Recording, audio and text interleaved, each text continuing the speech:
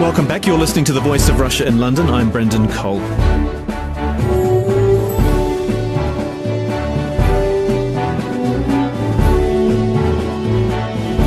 Now, last week the European Union met to discuss Belarus, hinting that more sanctions could be imposed on Minsk soon. The meeting came after Belarus expelled Sweden's ambassador, with some linking it to a publicity stunt last month where planes from Sweden dropped teddy bears carrying freedom of speech messages. Belarus denies that this incident was linked to the expulsion. That in part stems from policies taken by Alexander Lukashenko, who has been president of the former Soviet country since 1994. The EU has already imposed a series of sanctions on Minsk for its crackdown on members of the Belarus political opposition. In January 2011, the EU reinstated a travel ban against Alexander Lukashenko after the government detained opposition supporters in the wake of elections that were disputed. Some 250 Belarus government and court officials have also been banned from travelling to EU countries. So what is Belarus's relationship like with the EU? Will it get better or worse? It's signed a trade and customs deal with Russia and Kazakhstan. Does this signal that it's turning more towards Moscow than the EU in the future? Well, to discuss this, I'm joined by Yaroslav Krivoy. He's the editor of BelarusDigest.com. Also with me in the studio is Yana Kobzova, who's an analyst from the European Council on Foreign Relations. Over the phone, we've got Katya Glod. She's a Robert Bosch Fellow at the Chatham House think tank in London. And also on the phone is Horia Victor-Lefter, an independent analyst on Central and Eastern Europe. Yaroslav Krivoy, do you think Belarus has overreacted by expelling the Swedish diplomats? I certainly do think so, and it will not, in the long run, I think it will hurt Belarus, but the authorities were trying to send a message that that no one is supposed to play with them. So if you're trying to play games with us, we're going to react harshly. In the long run, and even in the short run, it will do more harm to the government than good, because it limits its options by making its relations with the European Union even worse. Katya Glod, you're from Minsk. Do you think, what was your view when Belarus expelled the Swedish diplomat? Well, I think that basically the teddy bear drop was more a pretext that the government used to expel the Swedish ambassador. Belarusian government has been quite unhappy with Ambassador Eriksson because indeed he felt very much at home in Belarus. He speaks perfect Belarusian, and perhaps Sweden has been the country in Belarus which has done the most for the development of civil society, for the development of opposing voices. Sweden has been carrying out really a lot of projects in Belarus, and I think that was, just the pretext that the Belarusian government used. Whether that was an emotional stance, well, yes, to some extent it is, as, Lukashenko can react in whatever way he wishes. He's very unpredictable. But this particular expulsion, I think it had been pre-planned. Yana Kobzova, I'll turn to you. The situation does smack a little bit of Matthias Rust's landing on Red Square in 1987. I mean, it is a breach of diplomatic protocol with planes flying into foreign airspace. Belarus's reaction isn't too over the top, is it? I actually agree with Katya and with what Yarek said. Even if you compare it to the situation in 1987. 87, yeah. There was nothing like that, and it's even more striking that, in fact, what they've done, the Swedes have just dropped teddy bears. They didn't drop bombs. They didn't violate anything but Belarus. But it is quite cheeky, isn't it? It's a facetious statement and of quite political intent. They can't have expected there to be no consequences of that, could they have? True, but at the same time, I think the government of Belarus fails to distinguish between private actions and the state-backed actions. The embassy and the organizers of the flight were very consistently saying this was not coordinated. This was not prepared in cooperation with the Swedish embassy. The Swedish ambassador had nothing to do with it, apart from the fact that they were informed that this might happen because the Swedes planned to land or seek the refuge in the Swedish embassy in case something goes wrong. And I just don't see why the state of Sweden is being made responsible for actions of private individuals from Sweden. Yaroslav Krivoy, the Minsk claims that Sweden or the Swedish ambassador had been meeting with opposition figures and spending more time with them than with the Belarusian government. And the job of the diplomat is to increase ties, Swedish-Belarusian ties, and they weren't doing that. I think it's very telling that the Swedish ambassador was meeting more with the opposition people and with those who are a part of the Belarusian civil society rather than with the government officials. And it's consistent with the European Union policy towards Belarus. And they try to distinguish between actions of the government, actions of the Belarusian regime, and actions of the society at large. And so they're trying to focus their efforts on working with people directly, with political parties, with civil society organizations, with charities, bypassing the government, because there are not that many programs which are currently underway between the government of Belarus and European Union countries. But there are plenty of programs which work with civil society. So it's not unusual that in any country for any ambassador to meet with political parties representatives, with civil society actors. And it's even less unusual in Belarus, where the official ties between the government of Belarus and the European Union countries' governments are very restricted. This is an unjustifiable meeting of opposition minds, or what? I think, as Jarek said, it's normal for the diplomats to meet everyone, not just the government. But the point I wanted to make is that Sweden and other countries have been consistently trying to reach out to the Belarusian government. It's not that they only talk to the opposition. The trouble in Belarus is that the government of Belarus is not interested in talking to the diplomats about anything else but business. And that's what has been the problem. It's not that Sweden is not trying to reach out to the government officials. It's that the only thing they're open to talk about is business, which Sweden and other EU members are not ready to do. You're listening to The Voice of Russia in London with me, Brendan Cole. We're discussing the political situation in Belarus. With me is Yaroslav Krivoy, editor of BelarusDigest.com. Yana Kobzova, analyst for the European Council on Foreign Relations. On the line is Katia Glod, the Robert Bosch Fellow from the Russia and Eurasia programme at Chatham House, and Horia Victor-Lefter, an independent analyst on Central and Eastern Europe.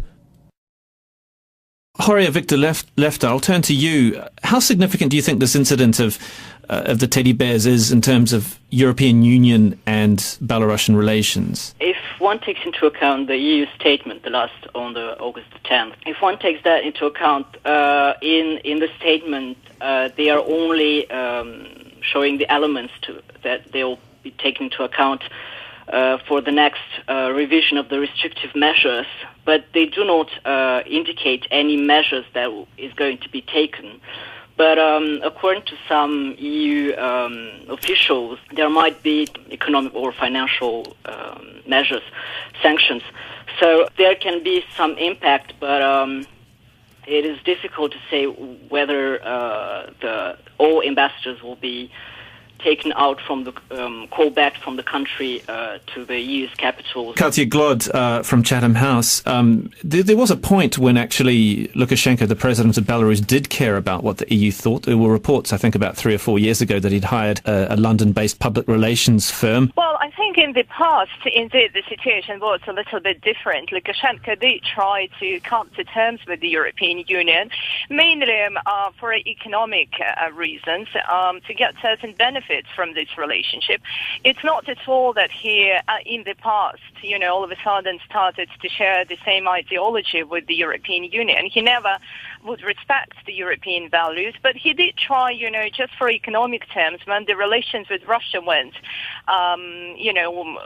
downhill, when Belarus was not able to obtain cheap oil, in particular, as it was able to in the past, then Lukashenko started, thinking a little bit more, towards the west. But, once the common economic space between Belarus, Russia, and Kazakhstan went into play, went into force, and Lukashenko received the support from the Russian leadership, he does not care again about what, the European Union will think of him, because, he's got, all the cheap energy prices he wanted to. The conditions that the Russians gave him under the auspices of the common economic space, common economic area, are very lucrative, and, they're very good. The trade balance between Belarus and Russia has improved again, and basically, there is also political support coming from Putin. So Lukashenko feels very much at home with how the situation is with the European Union at the moment. What would be the most significant piece of advice that Lukashenko took from a Western public relations firm? Some were saying that the fact that he's bringing his 7-year-old boy everywhere was kind of an advance he took from the West, to kind of portray him as a more human person. I don't know if that actually plays positive. I think people in Belarus actually, on the contrary, a little bit dislike this stance. So Yaroslav Krivoy, not a particularly effective public relations campaign, and in fact, the standing of Belarus has gone down significantly in the last 3 or 4 years, hasn't it? I think the moment when Belarusian image and reputation started to deteriorate was December 19th, 2010, when the government dispersed a large group of people who came out to protest against what they saw as unfair elections. And so starting then, when the president, when the regime imprisoned most of opposition presidential candidates and in addition a number of other people, I think the advice which I'm not sure about the particular tips which were given to them by this Western PR company, but I imagine that they would say try to be predictable, try to be nice, try to look as though you are playing by the rules. Yaroslav refers there to the elections of 2010, the disputed elections, and the protests that subsequently followed. Lukashenko was actually offered some kind of carrot for a fair election, wasn't he? Yeah, what happened before the elections was a series of measures which sort of boomed the relationship between the EU and Belarus. A number of political prisoners were released, and the EU was really keen on continuing this dialogue, saying the presidential elections in December 2010 would be the benchmark. A month before that, the German and Polish foreign ministers traveled to Minsk, and they basically explicitly made an offer to the president saying, there is an assistance available up to $4 billion, euros, that is available for you in case the elections will be free. Now, there is a combination of factors. One would argue that the pre-election campaign was much freer, if not free, than all the previous presidential elections that took place under Lukashenko's regime. What, however, happened, as Yaroslav said, was the crackdown that happened on the election night was something that hasn't happened before on such a scale. There may be a number of motives why he did it. I think one of them was that the relationship with Russia has improved just before the elections. He didn't really feel the need to go into great length in terms of pleasing the EU. He was counting on the EU accepting the results as it was. I don't think they expected as such harsh reactions as happened, which was that the EU, as you mentioned at the beginning, imposed a number of travel bans and economic sanctions. What we should be looking at in the moment when it comes to the EU's relationship with Belarus is not only the teddy bear incident, is the parliamentary elections that are going to happen in September. When you look at the overall relationship between the EU and Belarus, what comes up as a factor that you just can't ignore or not include in the calculation is always Russia. And I think if you look at the sort of past couple of years, that has become much more prominent. Katya Glod from Chatham House. But there has been quite considerable spats between Minsk and Moscow, especially over gas. It's not always been a rosy relationship. It's always been one of tension, hasn't it? You're right, absolutely. So the relationship has not been a rosy one, but it has improved significantly. I think once Lukashenko realized that he is in this sort of bundle together with Russia and Kazakhstan to move from, the customs union through the common economic area to the Eurasian Union, he kind of a little bit calmed down, if you wish, in a sense that he managed to get the most what he wanted from this new institutional relationship. And as long as that is guaranteed, which so far it seems to be guaranteed for the next several years, he's happy because that's basically the basics of his regime. The relationship has improved from the Belarusian side, but by the same token, it has improved from the Russian side because Russia sees it as now a big, grand goal to kind of, set up a new institution where Russia would, dominate, where it would be the center of power. And Lukashenko was not a very, easy play in this game. Horia Victor Lefter, I'll turn to you. We're talking about the customs union. What's the thinking behind the customs union with Russia? Because Russia, after all, is part of the WTO. How significant is this a trade deal? Is this more of a political deal than a trade deal? It has a political meaning, but the fact that Russia got into WTO and Kazakhstan will get that a bit later this year it might have an impact on Russia-Belarus trade relation. It might damage their relations, but not at such a point that would be catastrophic.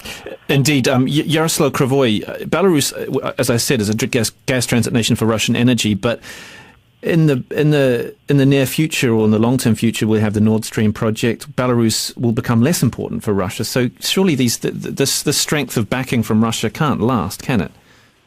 I think it's likely to last as long as as long as oil prices remain high, because for Russia, the political component of this union is much more important than its economic component. So while for Belarus, for Lukashenko, the economic component is much more important. So whatever Russia likes, he would be happy to do as long as they pay him.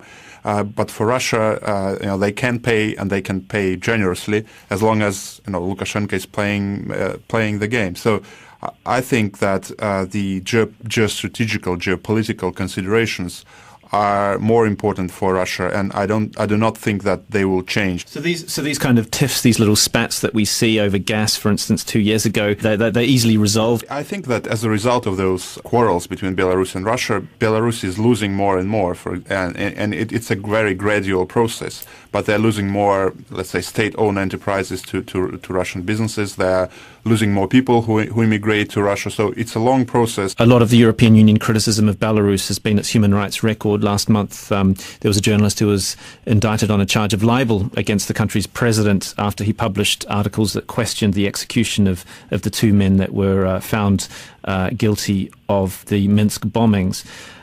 Is this kind of case common, Yana Kubzova? The regime has been consistently trying to control what's out there in the media. There is no secret that there are actually no publicly owned media in Belarus that would be independent.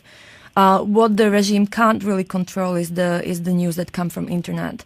And what they're trying to do by punishing the journalists, like the one you mentioned, is basically to show that that even those who are writing on the internet are not immune to prosecution. What they don't want to see is basically a public debate in Belarus about what's going on and what are the solutions. Katia Glod, how much is Belarusian society resisting this, though? Well, it's been very hard for Belarusian society to resist these practices of the authorities, because indeed the regime is very harsh. Just to give you another example, talking about our teddy bear drop, which is a bit overlooked. The fact that there are two Belarusians who are currently being in prison for basically they're facing charges for participating in the teddy bear drop, and they may face up to 7 years in prison. One person is the blogger who posted the photographs, and the other person is just a real estate agent who just rented out the flats to the Swedish PR company. And this is just to show you how basically aggressive the regime can be, and therefore it would be very difficult for the Belarusian society to resist it.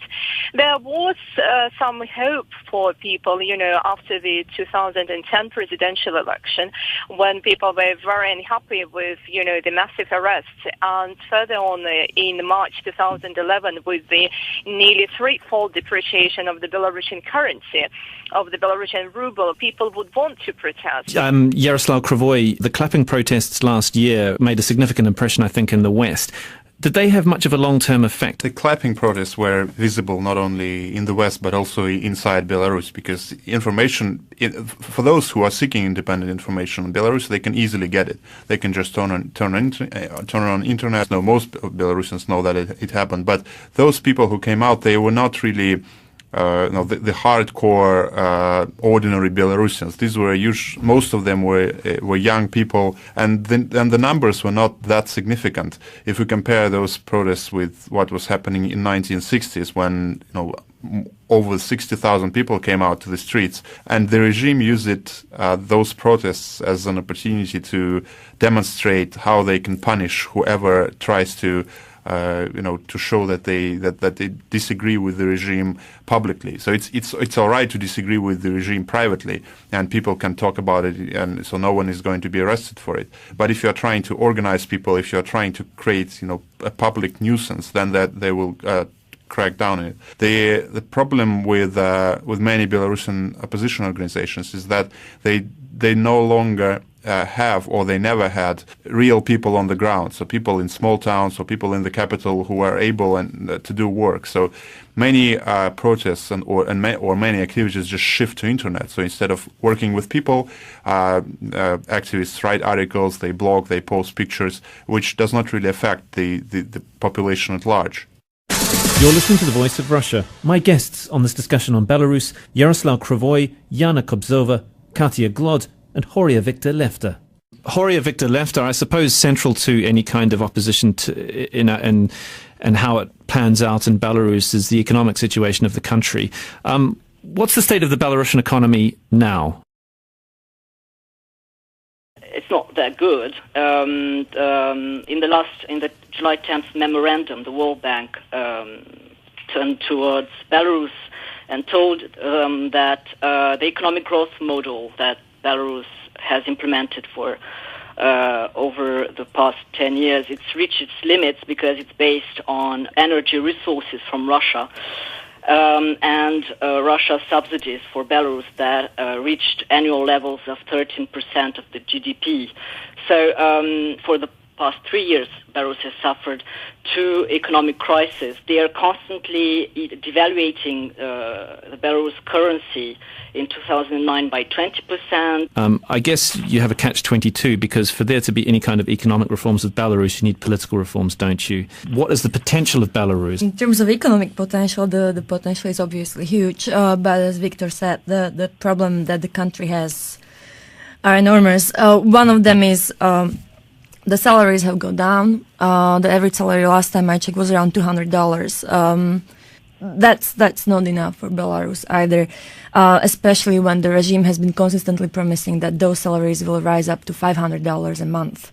That doesn't mean that Belarus is going to go bankrupt anytime soon, despite the fact that, for example, the currency levels or currency reserves levels are really low.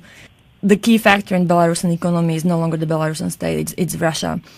And what Russia has shown for past couple of years very consistently is if there is a need for Belarus to get cheap money, if there is a need for Belarus to get money without any conditions or without very few conditions, not necessarily political, which is usually the condition that the EU or the international financial institutions would attach to any sort of assistance to Belarus, Russia is very willing to help.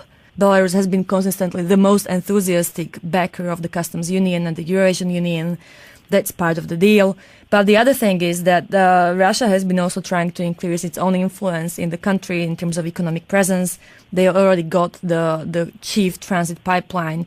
So yes, Belarus is an important transit country, but the fact is that at the moment it's Russia which owns the transit pipeline. It's not the Belarusian government anymore. And that's very, very important for Russian-owned energy exports to the EU.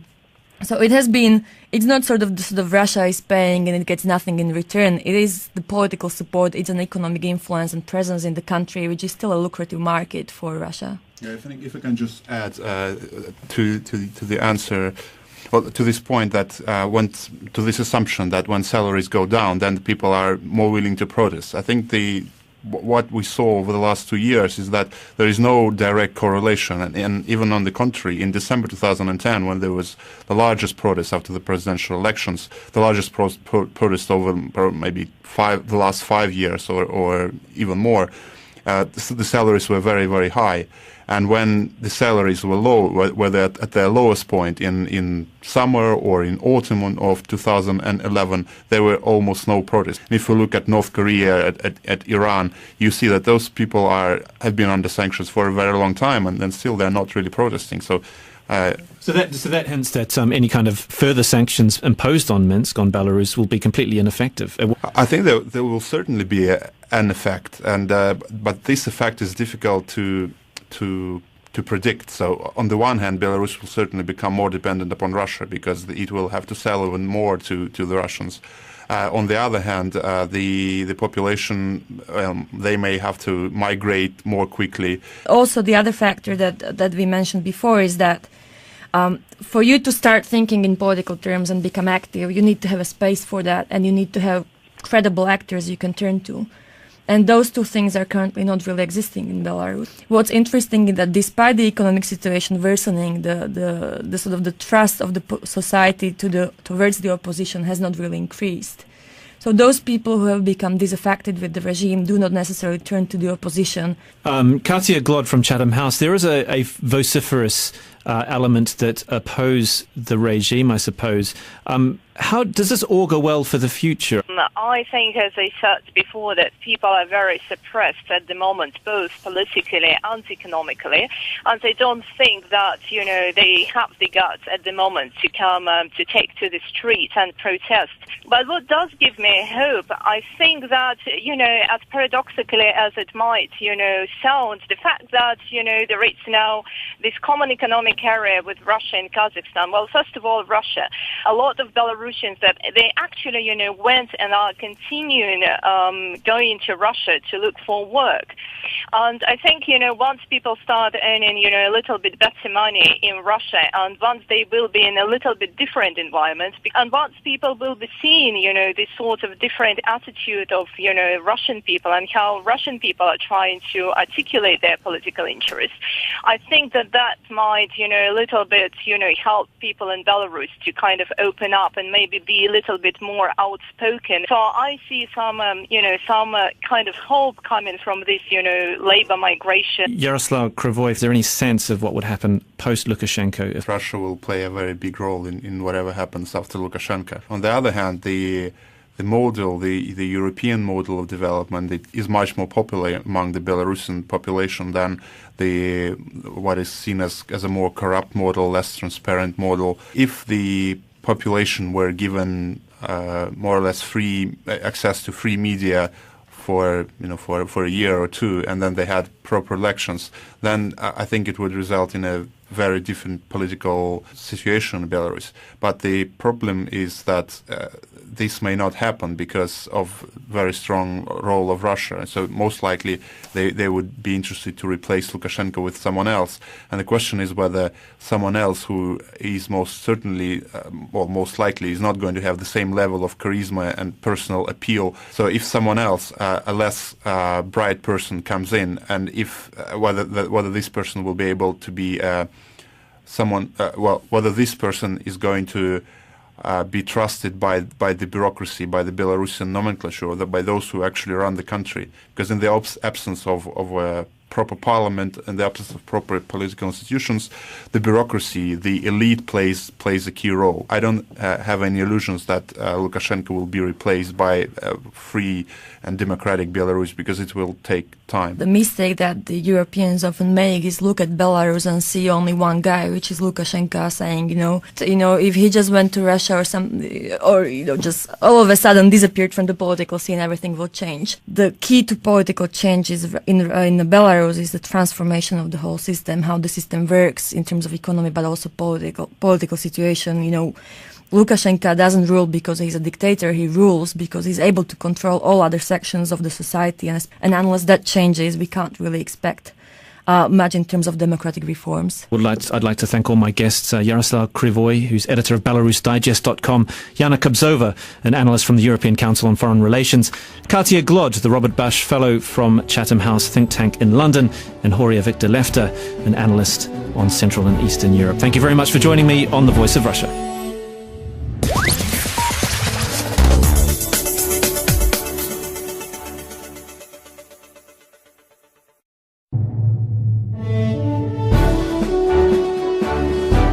Welcome back. You're listening to The Voice of Russia in London. I'm Brendan Cole.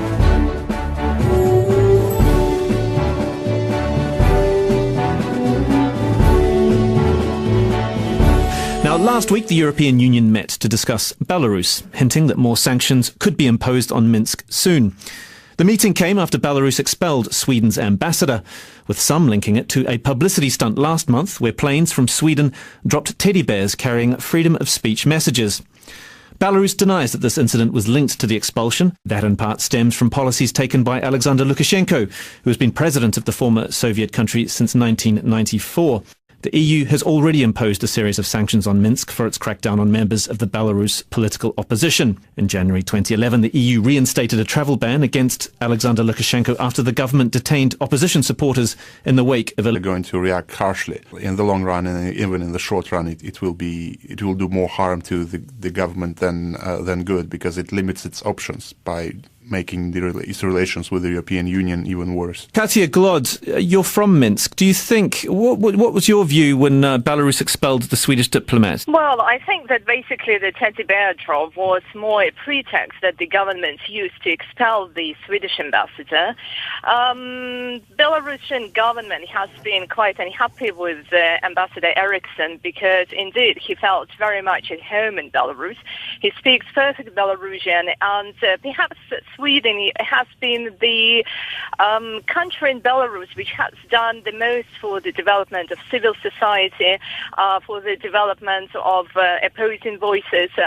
Sweden has been carrying out really a lot of projects in Belarus, and I think that was, just the pretext. It's a facetious statement and of quite political intent. They can't have expected there to be no consequences of that, could they? True, but at the same time, I think the government of Belarus fails to distinguish between private actions and the state-backed actions.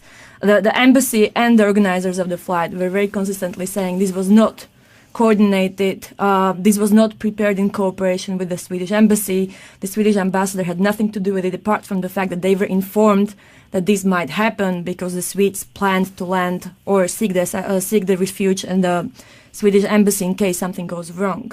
And I just don't see why the state of Sweden is being made responsible for actions of private individuals from Sweden.